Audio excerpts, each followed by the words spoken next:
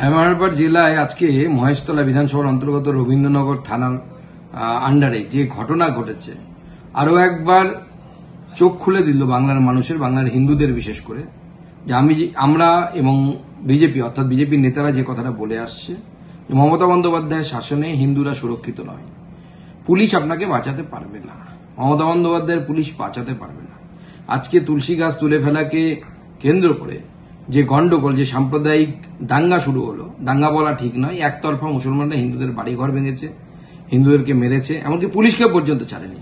Police কিন্তু একটা লাঠিচার্জ করায়নি, একটা গুলি চালায়নি। দুটো গুলি চালালে দুটো লাশ পড়লেই পালিয়ে যেত।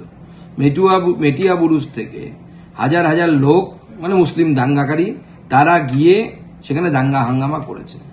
অথচ ইতিহাস পড়লে বোঝা যায় যে এই মেটিয়া বুরুজের লোক যারা, তারা লখনৌর নবাবের সাথে পশ্চিমবঙ্গে এসেছিল। আদতে তাদের পূর্বপুরুষ পশ্চিমবঙ্গের বাসিন্দায় না। আজকে পশ্চিমবঙ্গের বাইরে থেকে এসে তারা পশ্চিমবঙ্গের হিন্দুদেরকে তাদের ঘরছাড়া করছে।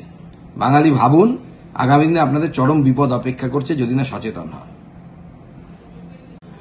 ধামরাইহাট জেলায় আজকে মহেশতলা বিধানসভার অন্তর্গত রবীন্দ্রনগর থানার আন্ডারে যে ঘটনা ঘটেছে আরো একবার চোখ খুলে দিল বাংলার মানুষের, বাংলার হিন্দুদের বিশেষ করে, যে আমরা এবং বিজেপি অর্থাৎ বিজেপির নেতারা যে কথাটা বলে আসছে, মমতা বন্দ্যোপাধ্যায়ের শাসনে হিন্দুরা সুরক্ষিত নয়, পুলিশ আপনাকে বাঁচাতে পারবে না, মমতা বন্দ্যোপাধ্যায়ের পুলিশ বাঁচাতে পারবে না।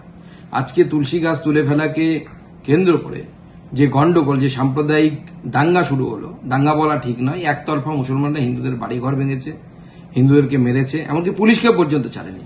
পুলিশ কিন্তু একটা লাঠিচার্জ করায়নি, একটা গুলি চালায়নি। দুটো গুলি চালালে দুটো লাশ পড়লেই পালিয়ে যেত।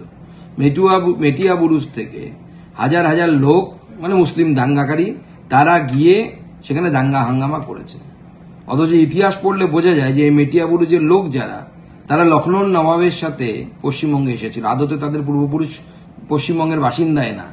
আজকে পশ্চিমবঙ্গের বাইরে থেকে এসে তারা পশ্চিমবঙ্গের হিন্দুদেরকে তাদের ঘরছাড়া করছে। বাঙালি ভাবুন, আগামী দিনে আপনাদের চরম বিপদ অপেক্ষা করছে যদি না সচেতন হন।